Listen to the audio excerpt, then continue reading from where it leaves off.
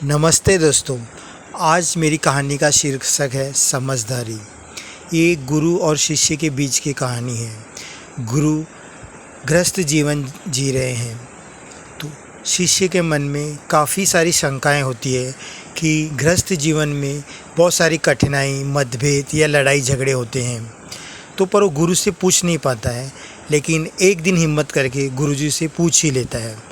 तो गुरुजी उसका उत्तर देने के लिए, उसको समझाने के लिए उसको अपने घर में एक दिन न्योता देते हैं। इस तरह शिष्य एक दिन उनके घर में पहुंच जाता है।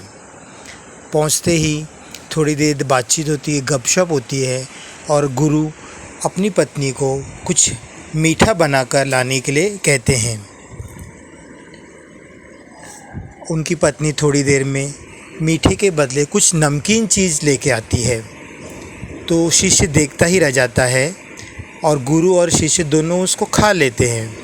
फिर थोड़ी देर बातचीत होती है, समय ऐसे ही कटता है और संध्या काल हो जाती है और उनकी पत्नी उनसे कहती है, ज़रा बत्ती तो लगा देना। गुरुजी बत्ती की बजाय पंप नहीं, क्या बोलते हैं इसको, लैंप लेके आते हैं और लैंप जला देते हैं। शिष्य ये भी देखता है और आश्चर्यचकित हो जाता है और थोड़ी देर के बाद दोनों बाहर निकल जाते हैं। रास्ते में चलते चलते उसके मन में फिर शंका होती है।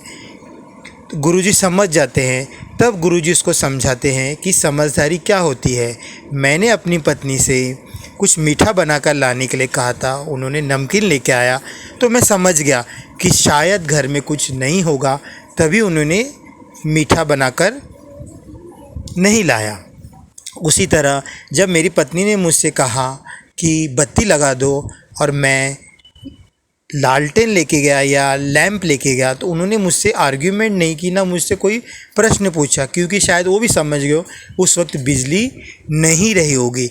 इस तरह बड़ी ही अच्छी तरह से गुरुजी ने अपने शिष्य को समझाया कि समझदारी क्या होती है। अगर हम इसको अपनाएं तो बहुत सारे मतभेद, लड़ाई झगड़े अपने आप ही सुलझ जाएंगे। धन्यवाद।